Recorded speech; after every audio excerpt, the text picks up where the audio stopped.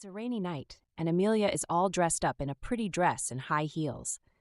She calls out to Hadius, hoping they'll find shelter in a nearby building. As she runs to escape the rain, he shouts her name from behind, and suddenly she trips. Just before she hits the ground, he catches her, asking if she's okay. She looks up at him, and her heart starts racing. She thinks that he's too close for comfort and reminds herself that she shouldn't get any closer to him. Yet, she can't help but wonder why her heart is pounding so much. After all, Hadius Myer is her fiancé. He calls her name again, this time softly as he gently runs his fingers along her lips and leans in to kiss her. But Amelia pulls away, reminding herself that he's just her fiancé on paper and that their engagement is about to end. She tells him they need to hurry, but in her mind, she wonders if their story could have been different if they had met under better circumstances. As they keep running toward the building in front of them, escaping the rain, he holds up his coat, trying to shield her from getting soaked. It all started with a single letter. One of the Bern family members is to marry the oldest son or daughter from House Myer. No one really knows how Bern, who's just a struggling tenant farmer, managed to receive a promise of marriage to someone from such a fancy noble family. Maybe Bern saved a noble's life, won some kind of bet, or perhaps it was all just a misunderstanding or a joke. Whatever the situation was, that promise of marriage never gets fulfilled. And just like that, over 100 years go by. In the next scene, we see the king sitting in his throne room talking to an advisor who just brought him a message from the lady of House Myer. The message makes the king furious, and he thinks it's a good chance to set things straight. His advisor pulls out an old letter that a commoner delivered some time ago and suggests that he use it. The king grabs the letter and starts reading it. The advisor explains that the letter is a promise, a written oath, saying that the descendants of a commoner family called the Berns are supposed to be engaged to members of House Myer. The king says it's a ridiculous letter, but he decides that he could use the letter to suppress House Myer. He grins in victory, and that is how Amelia became engaged at the age of 14. A poor commoner girl becomes the fiancé of a wealthy noble heir overnight. Even though it was a royal order, people criticized her and her family. She never wanted any of it, but people still pointed hands at her. They criticized her for being a greedy girl who coveted the title of duchess. They called her a vulgar, materialistic girl consumed with climbing the social ladder. But over time, people seemed to forget about her slowly. 4 years later, at Baron Vernon Manor, Amelia is now an 18-year-old woman. As she strolls through the halls, she can hear people whispering and chatting about her on both sides. She runs into the butler, Haspel, who calls out her name. He pauses for a moment, looking a bit unsure, and then he finally admits that he needs her help with something. He mentions a rare kind of tea from a place called Ludwig that's really tricky to brew. Likewise, he explains that they have a very important guest arriving from Nawak, and since Amelia is skilled at making tea, he asks if she could lend him a hand just this once. She thinks about how Haspel is at least one person who actually wants to talk to her. She makes up her mind, agreeing to help him, and his eyes sparkles with excitement and gratitude. He's the only person in this big, fancy manor who doesn't look at her with judgment or disdain. As she follows him away, the whispers from the people around them in the hall start to get louder, filling the air with gossip. In a room, Amelia is brewing tea while two women sit at a table, having a conversation.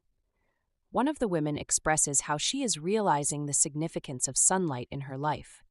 She mentions that her neuralgia, a type of nerve pain, has been cured during her time here. This statement makes the other woman laugh gently, while our female lead continues making tea, listening to their chat.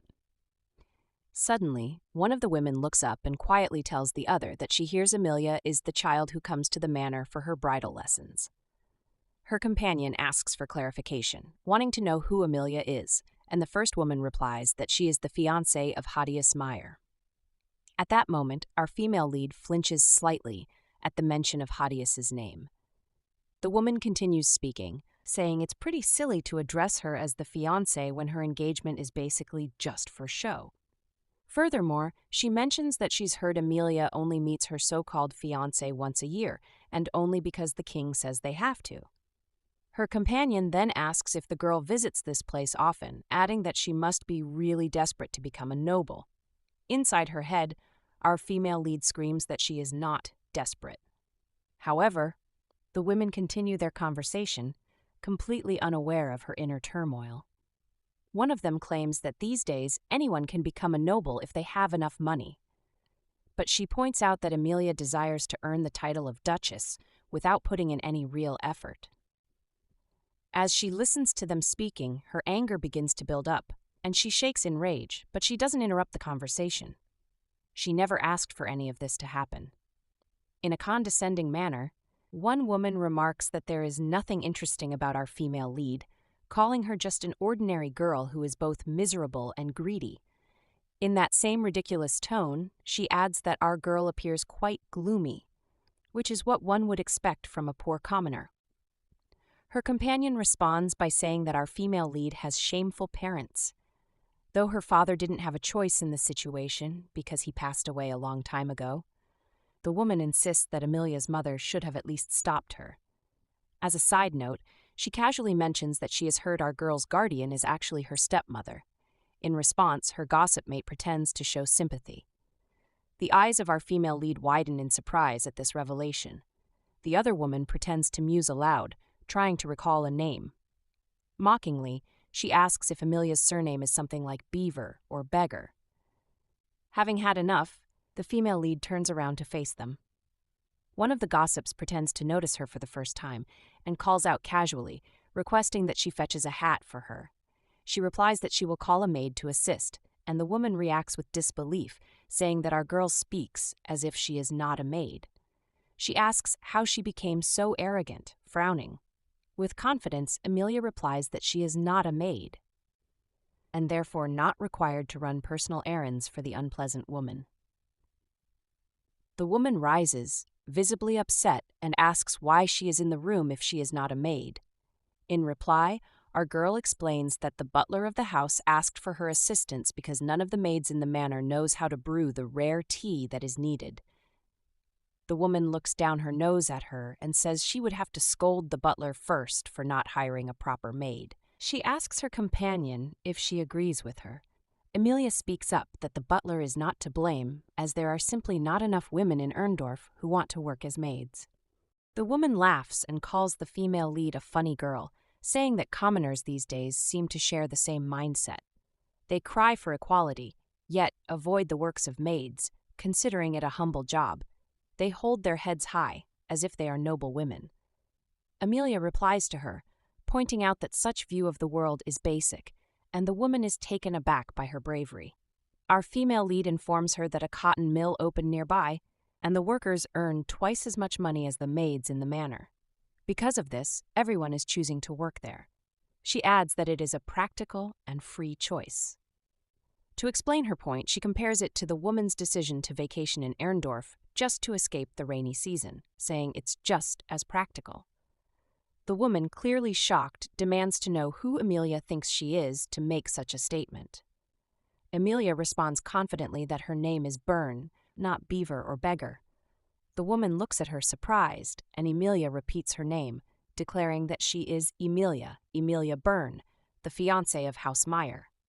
After leaving Vernon Manor, our female lead talks about her experience with her friend Haley. Haley's eyes light up with excitement as she responds, saying how awesome Amelia is.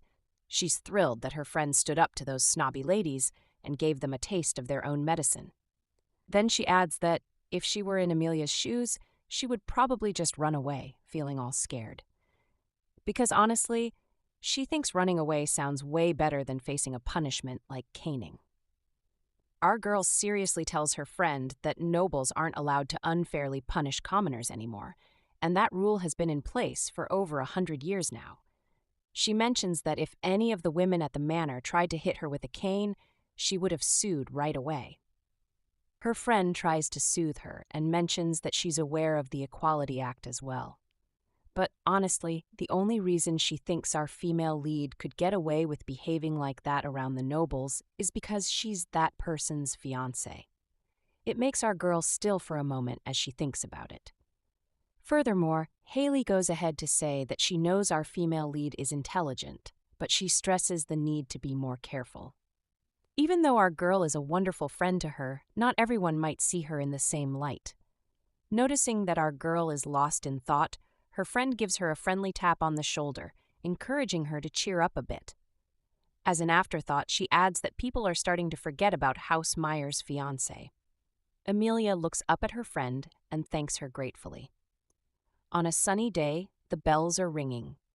It's been a few days now, and Amelia is in a carriage, on her way to a dinner party where she'll see her fiancé.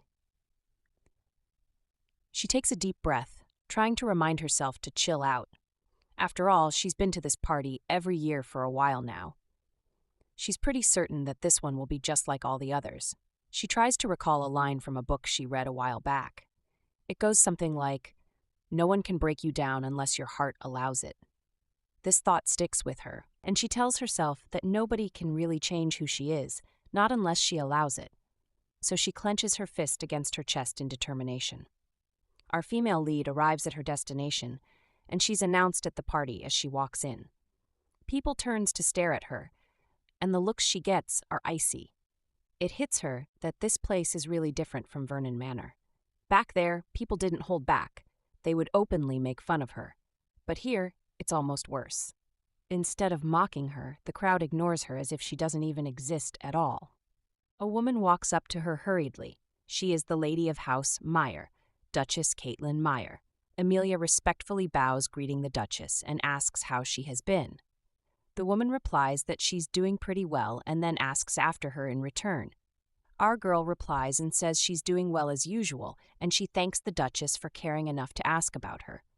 Lady Caden dives right in, stating that she needs a favor from her, and it's not an easy one. She explains that a distant relative showed up today out of the blue after traveling a long way, and now someone has to escort them. Amelia quickly says she'll take care of it, and the Duchess expresses her gratitude for the help. Thereafter, she turns to leave, and our girl finds herself alone once more. She can't help but think that Lady Caitlin pulls this stunt every single year. She always finds a bunch of excuses to make her son sit next to women who aren't his fiancé. Here she is again, left all by herself in this massive manor. Just then, she hears an announcement from behind her. It turns out that the oldest son of House Myer, Lord Hadius Myer, has shown up. Amelia turns around to look at him and feels her cheeks heat up. She can't help but think that Hadius is incredibly handsome and blessed by God, just like his name suggests. He is her fiancé who is envied by most people in the world. He shares his time with everyone except for one person, her. Not only that, but he is only ever cold to her. She grits her teeth in frustration. As if he can hear her thoughts, Hadius turns around and locks eyes with her. The sudden eye contact makes her flinch, and she quickly looks away. Needing a break, she heads outside to the balcony for some fresh air, telling herself she's been far too tense lately. As she steps out, she bends down to check out some pretty flowers that catch her eye. A man calls out to her from behind and gives a respectful bow as he greets her. He introduces himself as Ergar Wisher and says it's a real honor to be in the company of a lady as beautiful as Amelia. She puts two and two together and figures out that he's probably the substitute partner Lady Caitlin had talked about earlier. She gives him a friendly smile and says it's a pleasure to meet him. Ergar responds by saying that what he's about to say might surprise her since they've just met. However, as he starts talking, her attention drifts. She notices someone behind him, and her eyes light up with excitement. It's Hadius, and he's helping an elderly woman in a wheelchair. Her heart begins to race as she watches him. Unfortunately, she reminds herself that he never looks her way. Still, she can't help but wonder why her heart still races like that. It is embarrassing to even call it a crush. Returning her gaze to Ergar, Amelia, and mentions that it's pretty late now and asks him if they should head inside. He seems a bit taken aback when he realizes that she hadn't really been paying attention to what he has been saying. Our girl tells him that she's feeling really thirsty and wants to go inside to grab some water. With a smile, she reaches out to take his arm, and he gladly goes along with her suggestion. As they walk back inside, She thinks about Hadius Myer. He's like a bright star shining high in the sky, and everyone seems to admire him. She believes there's no way she could ever reach him, no matter how wide she spreads her arms. It's like he's on a different level, and it makes her feel so tiny and insignificant in comparison. On Hadius's part, he watches them secretly, and the elderly lady in the wheelchair asks him if something is wrong because he had paused all of a sudden. He tells her that it's nothing. However, he has a huge frown on his face. Shortly before dusk, Amelia arrives home as her carriage pulls to a stop, and she gets down. There's a woman outside doing laundry, and she welcomes Amelia back, noting that she is a bit late. The woman is her stepmother, and her name is Emilia Bern. In response, our female lead explains that she is late because the carriage wheel got stuck in mud on the way back. Concerned, Kalia asks if she is okay or if she got hurt. Amelia reassures her, saying that she is perfectly fine. Then she offers to help with the laundry. However, her mother gently tells her to leave it for now, knowing that she must be worn out. She advises her daughter to go inside and take a break, but the girl responds by saying that all she did at the party was eat and have a good time. Kalia then decides to change the subject and asks about the Duchess. She wants to know if Lady Caitlin is feeling well, and she also asks about the young master, Hadius Myer, wanting to hear how he is doing. Amelia's expression shifts, but she forces a small smile and tells her mother that they are both doing fine. Her mother responds that she is happy to hear that, as she has heard the training at Elford Academy can be really tough. She reminds her daughter to make sure she supports her fiancé during this time. Our girl smiles back and assures her mother that she will definitely do that. However, Amelia feels sad again because her mother, Kalia, is totally unaware of what's going on around her.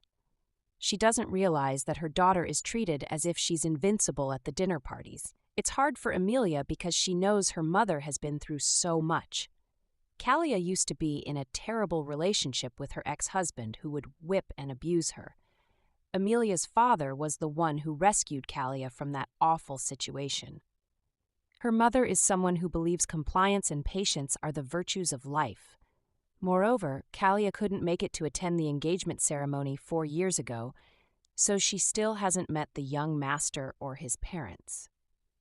The female lead realizes that it's her fault for not being honest with her mother about everything, and she feels like the situation is depressing.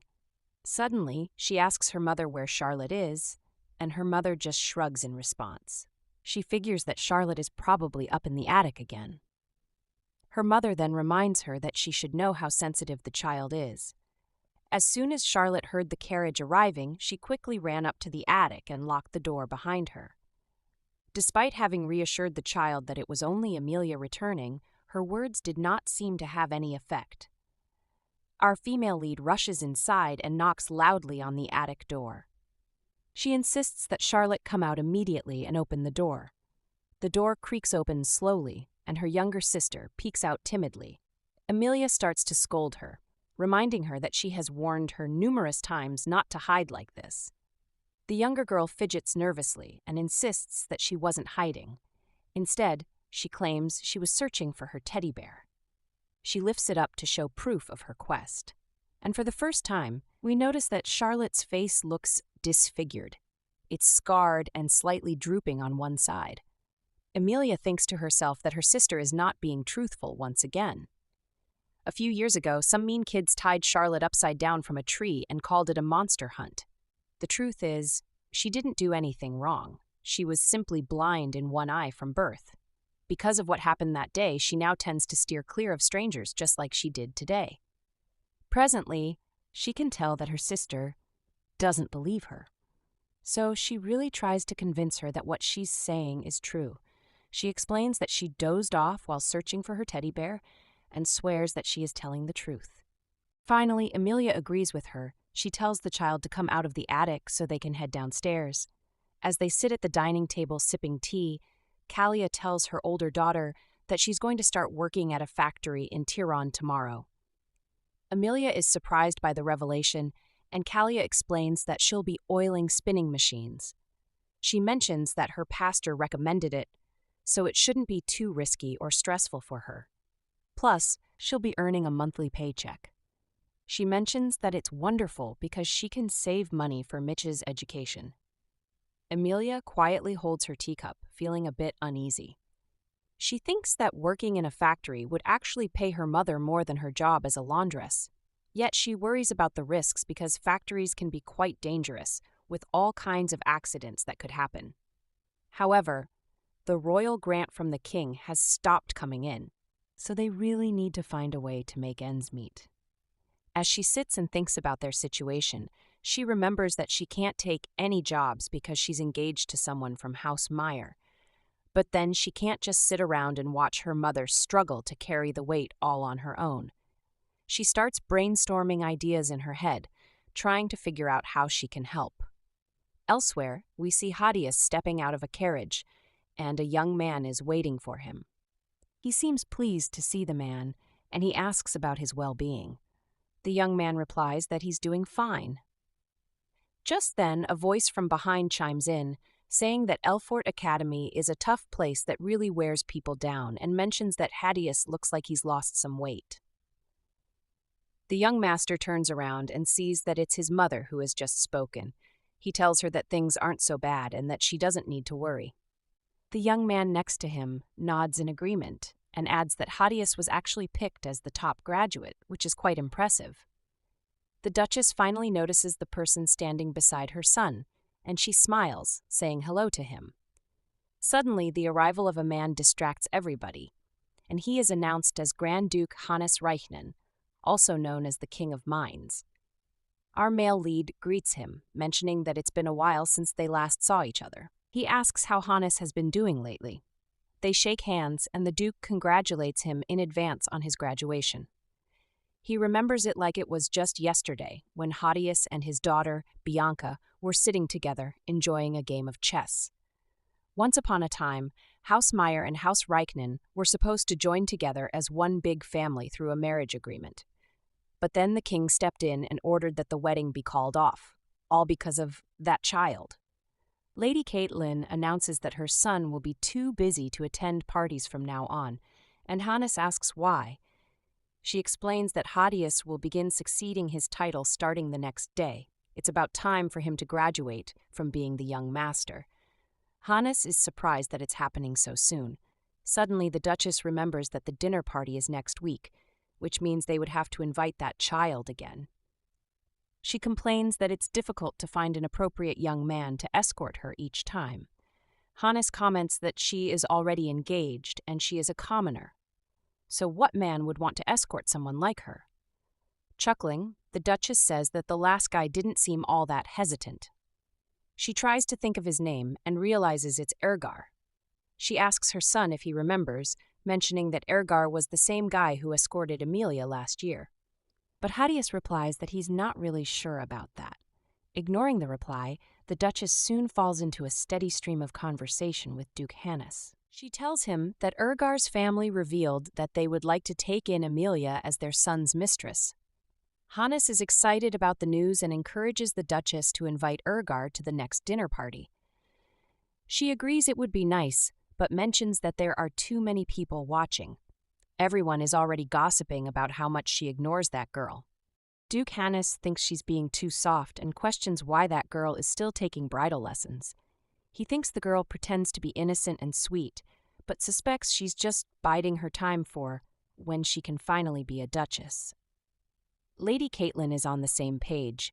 She adds that even though she really doesn't want Amelia to come to the dinner party, she can't refuse to invite her because of the king's orders. Hadius interrupts them, saying there is no need to waste time discussing the matter. He mentions that whether people talk behind their backs or that girl dreams of becoming a duchess, everybody can do as they wish. All of it won't matter in the end, because he is going to put an end to everything before he graduates. His mother asks him what he means by that, and he says he is going to break up the engagement. A year goes by, and it's already that day again. Amelia only goes there once a year, but she feels so uncomfortable today. She's all dressed up and looking pretty, but her feet throbs and aches in her shoes. She wonders if they have grown again. However, she decides she can endure the pain, since it's just one day. She believes that whoever holds out until the end will be the winner. Once she arrives at her destination, she walks in, and Lady Caitlin doesn't waste time in approaching her. Going straight to the point, she tells our girl that it's unfortunate, but she has to ask for a difficult favor again. Then she goes ahead to say that her niece, who is still very young, arrived suddenly and hasn't formally debuted in society yet, meaning Hadius will be partnering with his cousin for today. Amelia says it's fine with her, and Lady Caitlin thanks her and walks away. Our female lead thinks to herself that it's the same as always every year, but at least nothing will happen now. Suddenly, she hears the Duchess's voice, telling her son to introduce himself because his cousin is here to congratulate him on graduating. Apparently, the little girl set out early this morning by carriage. Amelia turns around to watch, and her heart begins to race when she sees Hadius. He is speaking to his cousin and telling her how much she has grown, claiming he almost didn't recognize her. As she watches them, her heart races even faster, and the realization makes her suddenly nauseous. So she turns around to get out as quickly as possible. As she begins to walk away, she catches phrases of different conversations. Some people are talking about Hadius' upcoming graduation and his inevitable duty as heir. One person thinks Lady Caitlin wouldn't step down as the family's head that easily, and another person says her son is a perfectly trained heir who would probably play dead if she ordered him to do so. This statement meets with disagreement, and someone speaks up to say House Myer's heir isn't someone to be underestimated. This person further reveals that the boy would be receiving the Medal for Excellency at his graduation, and concludes that Hadius may be more ruthless than they think. The gossips take an intense tone when someone brings up Duke Reichnen's meeting with Hadius. Emilia halts in her tracks at the mention of the name. She tries to recall if she heard properly. Reichnen, the king of mines and father to Bianca, who was Hadius's former fiancé. Realizing that she is the cause of that broken engagement, she squeezes her chest tightly. In her head, she wonders if those two intend to get back together despite it being against the king's wishes. As she returns to the surrounding conversation, she picks up a remark about House Myer, planning to interfere in the civil war of the neighboring nation of Trunia.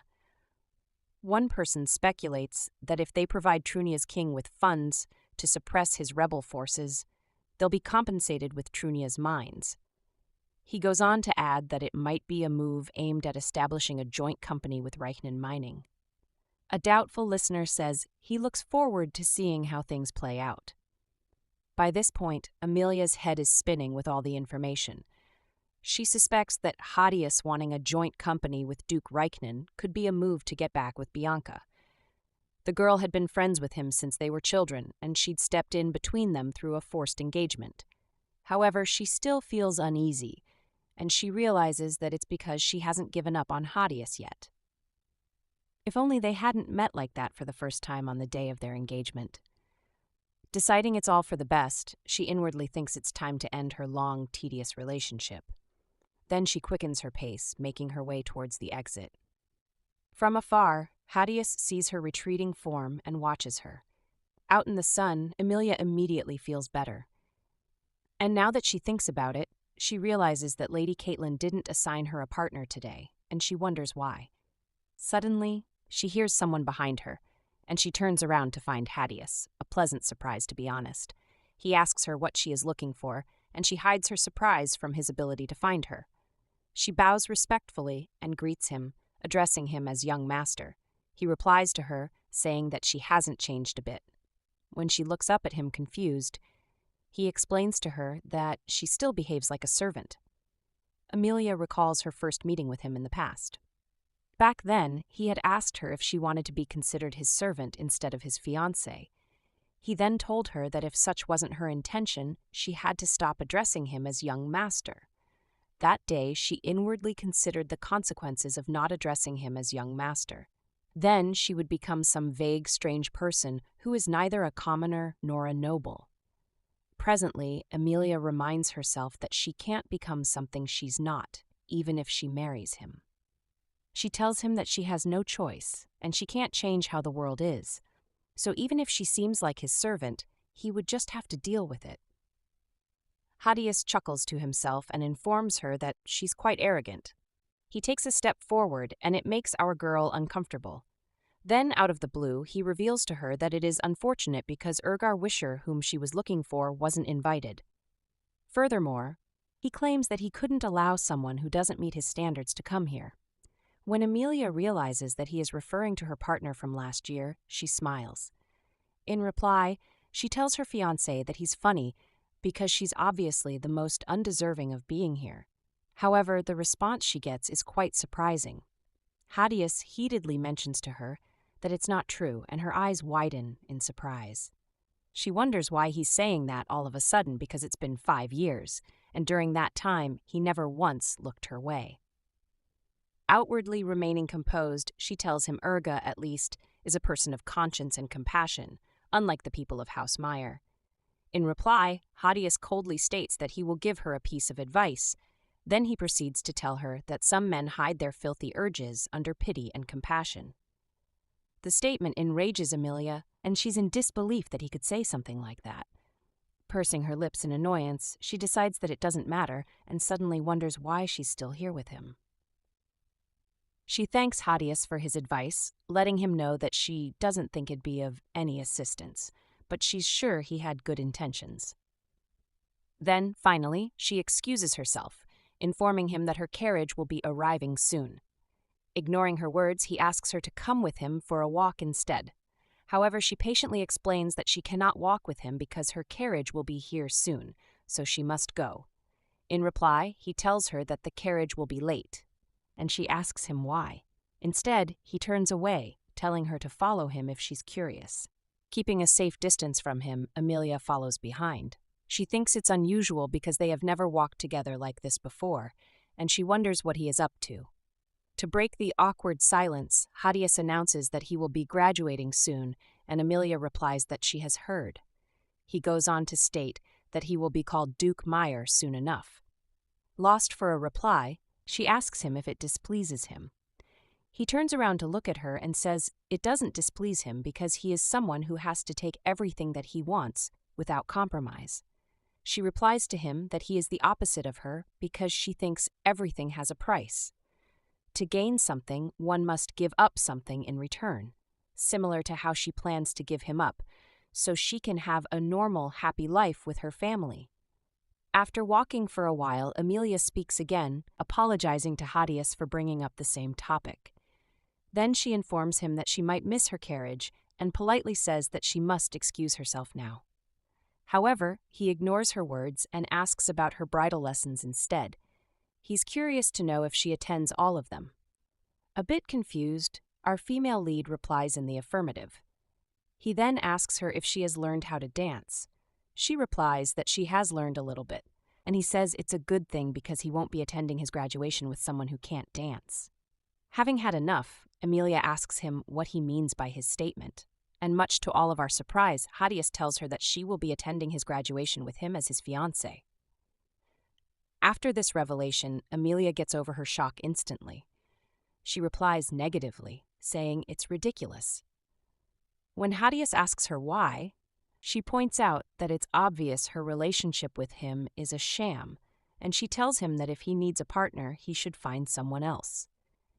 He replies that graduation is different from the dinner party and that there will be a ball.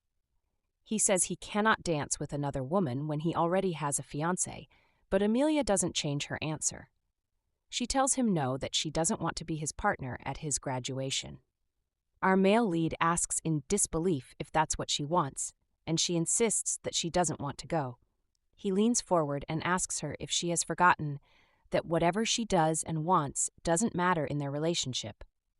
This statement makes our girl furious, and she blurts out that she's surprised by his guts to ask her to accompany him as his fiancé and even dance with him. Furthermore, she asks him if he thinks she will obediently do as he says, or if he takes her for a fool. Hadius turns away and informs her that the king always attends the graduation ceremony of Elfort Military Academy. Therefore, it will make him curious if House Myer's heir attends with someone else. It might even anger him and prompt questions about the fiancé he has chosen for the great house. Our male lead insists that Amelia has to fulfill her duty as his fiancé. With an annoyed look on her face, her mind begins to race. She thinks to herself that it's true they have to remain engaged to each other until the king officially allows them to break off the engagement, because even the great House Myer cannot ignore the king at a public event. Hadius interrupts her thoughts and asks her to hurry because they are almost at their destination. She looks up, distracted, and follows him for a bit. Then she is surprised by what she sees. It's a brand new carriage. Her fiancé informs her that it's for her and tells her to get in. He then mentions that Beefy will be her coachman as a tall man steps forward and walks toward Amelia. He looms above her for a moment, then bows respectfully, notifying her that he will do anything she wants because he's a good servant. Proceeding, Hadius announces that Beefy will go to her home every early morning to work and return to a farm late at night, and that the man will help with any chores and run errands. This discovery greatly upsets our female lead, and she shouts angrily at the male lead, asking him why he's doing all this, and if he thinks she can forget about the humiliation she endured for the past 5 years. She calls it an insult and cajolery, clenching her fists against her chest angrily. Acting unbothered, he tells her to think whatever she wants, because he won't bother explaining. Then he adds that if she is so bothered by the gift, she should consider it alimony. It's the wrong thing to say, as it further upsets Amelia. All along, she had been holding on to a shred of hope. Until now, she had thought this man would feel the slightest bit of remorse. As she clenches her fists again, she tells him that she realizes why he's doing all this. It's because they will finally be able to break off their engagement one day, and he's just trying to ease his conscience in advance. She steps toward him angrily and informs him that he's mistaken about something, making it clear that she is the one who has absolutely no desire to maintain their absurd engagement. Just hearing the name Myer makes her feel sick and tired, so she would gladly break off the engagement even without alimony. Hadius's eyes turn hard as he looks at her coldly. Having had enough, our female lead turns away.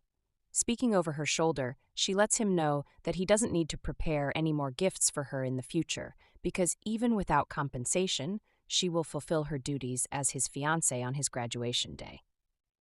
As she begins to walk away, he announces that if she refuses, Beefy will lose something very dear to him. This stops Amelia in her tracks, and she turns around with a questioning look. Hadius explains that he had promised to find Beefy's sister, who was sold off to a factory, in return for his service. She turns to look at the quiet man for confirmation, and he bows his head, looking anxious.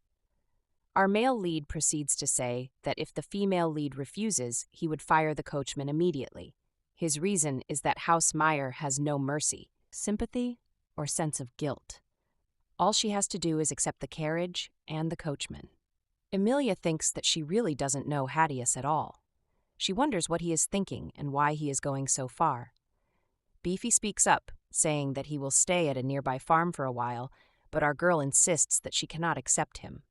However, he falls to his knees on the ground, pleading with her that he is obedient and can do his job perfectly. This makes her grit her teeth in anger because Hadius is threatening her with the man's sister. Seeing the resignation on her face, our male lead turns to the coachman and instructs him to serve Amelia as best as he can.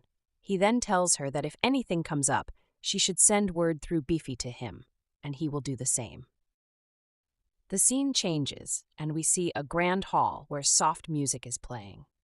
Nobles and high-standing members of society chatter and engage in small talk. Hadius stands alone, holding a glass of champagne, as the music grows quieter in his head. All he can hear is Amelia's voice ringing in his ears. He thinks back to their last encounter when she had opened her eyes wide in surprise, her cheeks blushing red as she clenched her fists in anger.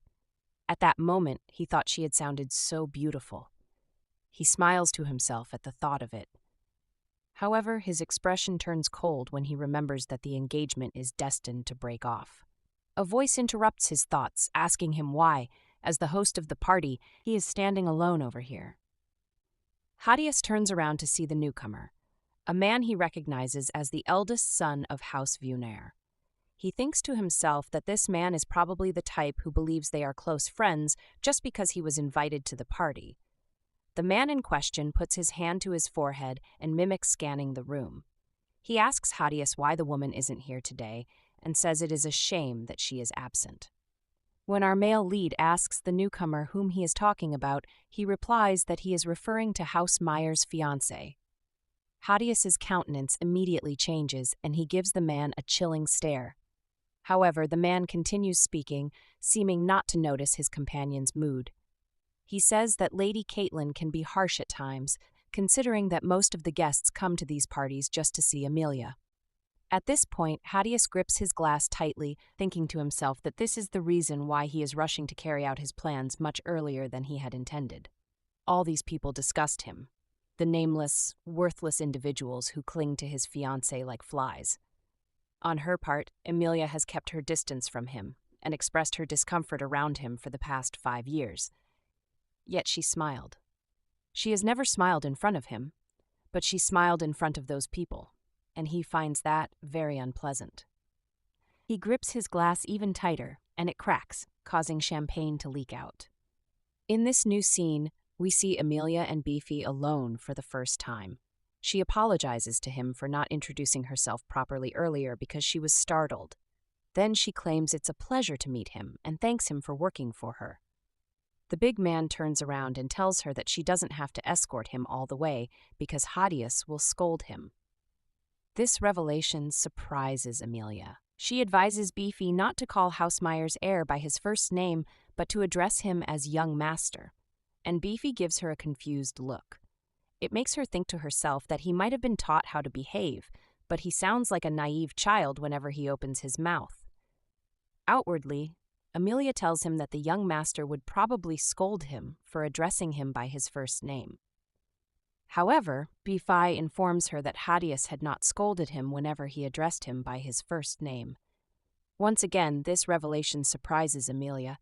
She considers it strange because she would have thought Hadius would be sensitive about that kind of thing. Outwardly, she tells Beefy that there's no need to be formal with her family either.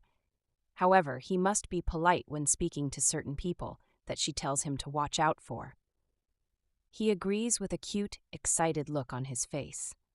Inwardly, she wonders how the two men crossed paths, but she decides it's none of her business. As they walk, she notifies him that he doesn't have to visit her home every day, but he objects immediately. He informs her that Hadius had warned him that she would say something like that, and if he does as she says, his sister Laura would be sold off to a factory. This makes Amelia feel as if she has been trapped in her fiancé's intricate web, and she can't escape nor can she refuse. They arrive at her house, but before she introduces Beefy to her family, she tells him there's one thing he has to keep in mind.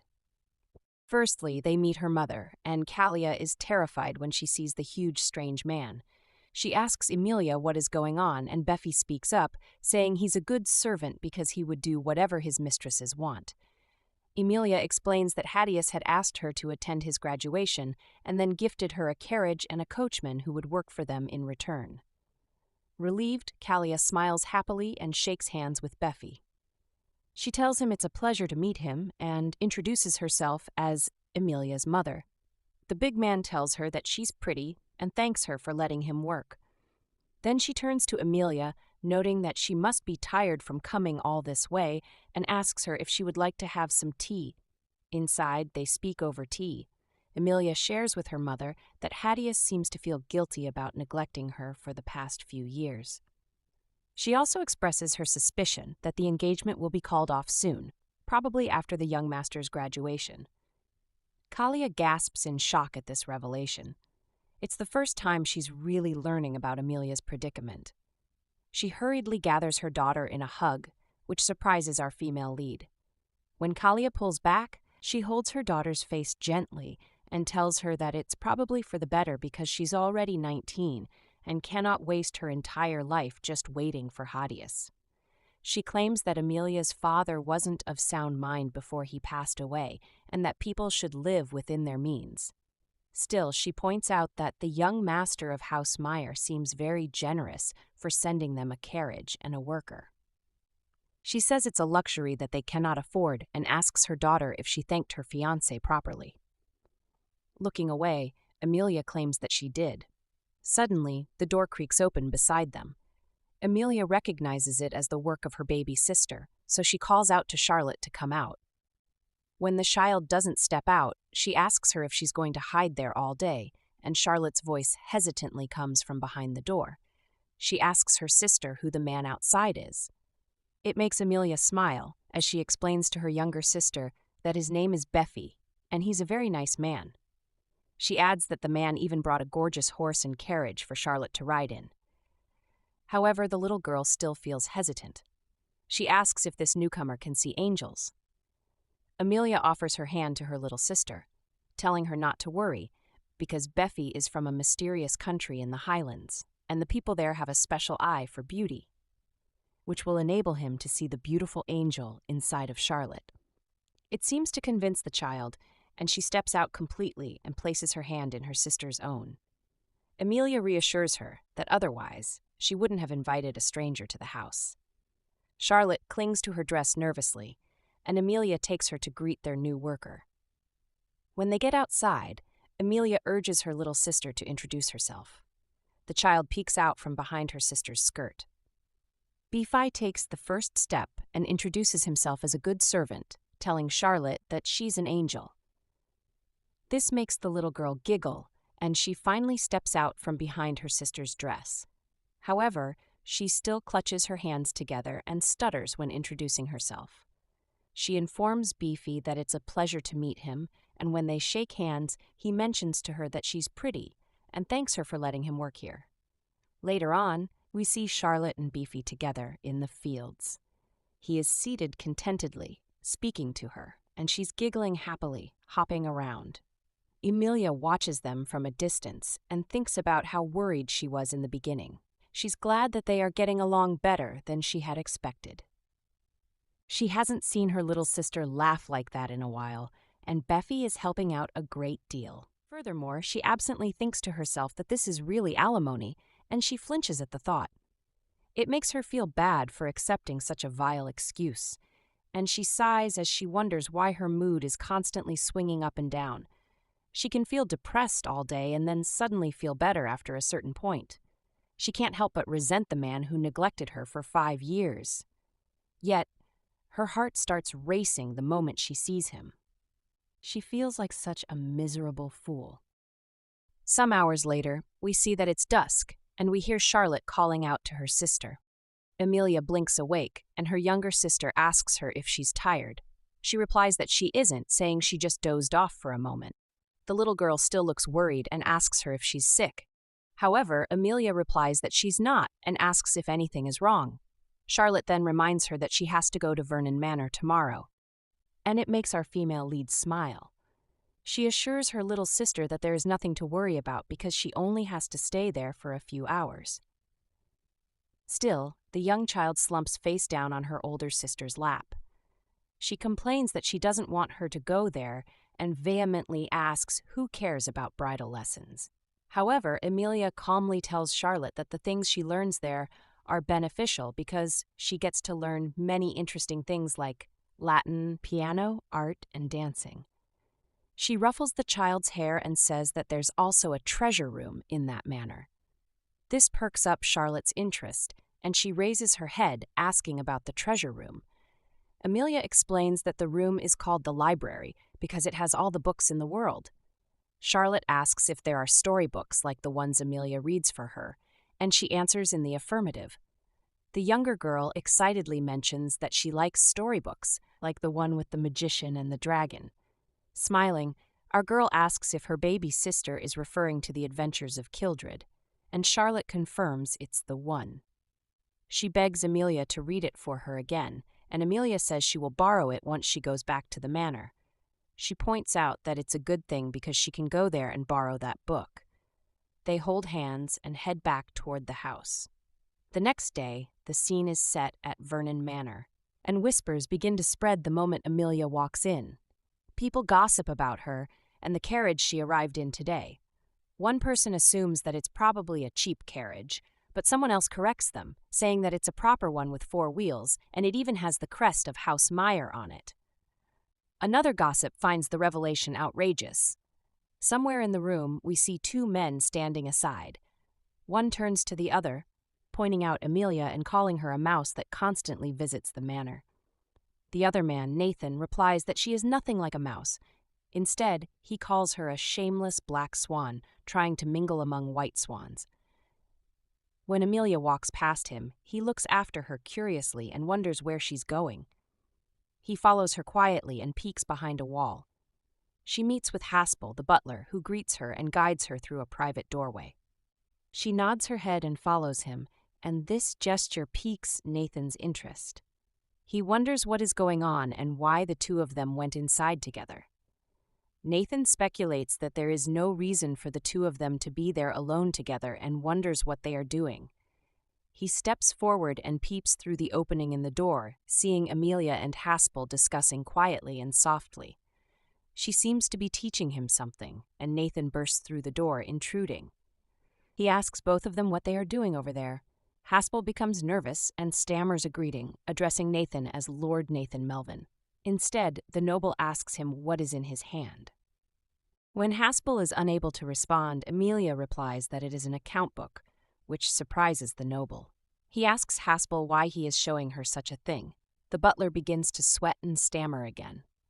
Once more, our female lead comes to the rescue. She explains that Haspel was having trouble understanding double-entry bookkeeping, so she was helping him out. Nathan asks her if she knows how, and she says she knows a little bit. He then asks her if her parents work as bookkeepers or accountants, and she replies no. She explains that she had simply read some books during her visit here. This greatly surprises Nathan, as he thinks to himself that Amelia had learned double-entry bookkeeping by herself while reading books and can understand enough about managing an account book. He realizes that this is not something that anyone can do. Our female lead interrupts his thoughts and politely asks him if it is okay for her to continue with Haspel.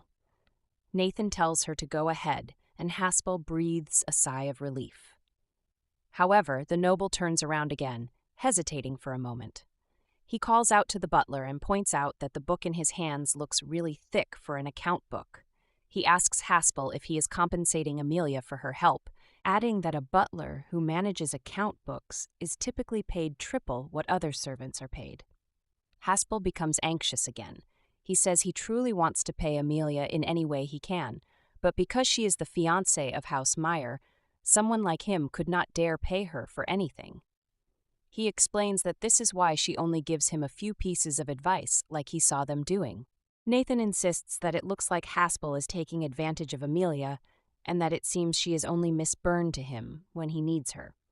He asks the butler if he is not just using her for free because he thinks she is soft-hearted. Turning to Amelia, Nathan offers to give her a piece of advice. He tells her that people underestimate her because she just stares back with wide, innocent eyes. He says she should brace herself and give them all hell someday.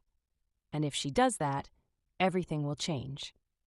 In the next scene, we see Amelia jiggling a bag of coins. She seems to have been through quite a lot of mess. She was forced to accept the money after what had transpired in the previous scene. Haspel had insisted that she take some payments. However, he wasn't wrong earlier because the fiancé of House Myer isn't allowed to work as a laundress or a factory worker. She weighs the coins in her hand and thinks to herself that this is her first ever wage. She wonders if it's all right to accept it or if she should return it. But then, she could help her family with the money. Feeling its weight, she gulps nervously as her brain racks for different answers. Finally, she grits her teeth in annoyance and sighs. She decides that she should return it because everyone at Vernon Manor is her enemy, and she would rather not do anything that would cause a misunderstanding. She decides she will find a job as soon as Hadius breaks off the engagement. It seems like the right thing to do. Likewise, she recalls the noble who had spoken up earlier, Nathan Melvin. Then she thinks to herself that regardless of what she does at the manor, everyone is usually busy laughing at her or mocking her, so what Nathan said had come as a surprise. Perhaps he is different from other people, she assumes. A voice interrupts her thoughts, saying that she seems tired. She looks up to find Hadius standing before her. It's a surprise as she wonders what he's doing there. She jolts up to her feet and asks him his reason for coming here. He informs her that he came to see the land that he will purchase, and this news surprises Amelia. She gets chills as the young master tells her that he was thinking of using the land for hunting. He claims that it would be a waste to use it for just that reason, saying that the land would make a nice lot for a hotel or a vacation villa. Our female lead is in disbelief. She wonders if Hadius means to throw her family out of this place, and she trembles. She wonders if he could be that cruel. He interrupts her thoughts again, saying that he heard that people have been insulting her during her bridal lessons. He swears to make them pay for what they have done. Amelia asks him if that is necessary, and Hadius replies that indeed it is because they were indirectly insulting House Myer. Our girl tells him that she doesn't care what he chooses to do, but he shouldn't use her as his excuse. She claims she has been doing fine there on her own, and she may have had some unpleasant and annoying experiences, but she has gained enough to make up for all of that. Hadius assures her not to worry because he will crush them as he wishes, without using her as an excuse. It enrages her, and she asks him if he realizes how selfish he is, because he is the one who ordered her to take bridal lessons there, and now he wants to crush them. She asks him if he thinks that will help him save face, or if that will make her the one who has been enduring all of that in his place until now. She begs him to leave them alone, and if he wants her to attend his graduation, he shouldn't do anything about it. All she wants is for him to break their engagement as soon as possible, and she has even accepted his alimony, so she doesn't want this to drag on any longer. Hadius says he intended to discuss that matter with her and that he will need her to sign an agreement. He tells her to think of it as a contract regarding their separation. Amelia asks him why it is necessary because she already agreed to break up the engagement. He informs her that it's not because he suspects her sincerity, but that it's for his benefit. He says he requires it for his freedom.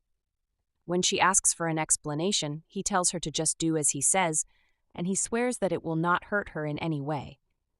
Then she tells him to answer one question.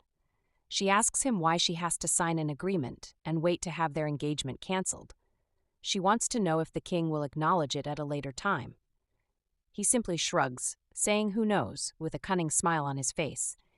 He says he can't guarantee anything since the king is fickle and unpredictable. Furthermore, he urges her to get going so he can escort her home. However, Amelia turns away immediately. She refuses his help and tells him that she will be fine on her own. When he asks her why she doesn't want him to escort her, she informs him that she is afraid he might run into her family. He notifies her that he already did, and she turns around in surprise. In disbelief, she asks if he met her little sister, and he replies that he did. Amelia immediately thinks about her little sister, Charlotte. She is always worried that people will look at the child with fear and contempt in their eyes, and yet she has already been seen by Hadius. Seeming to read her mind, he tells her not to worry because he had called Charlotte an angel. This surprises Amelia as she wonders how he knew what to say. Hadius explains that Beefy had insisted that he do so, then he adds that Charlotte is a good child. The relief that Amelia feels immediately makes her go weak in the knees, and she staggers. Our male lead rushes to grab her and steady her, and he clasps her hand in the process. Our girl's heart begins to race as she thinks about how hot his hands feel. She reminds herself that she shouldn't feel this way. Enjoying this recap so far? Comment Emilia below. Also, please like, share, and subscribe. Until next time, ciao!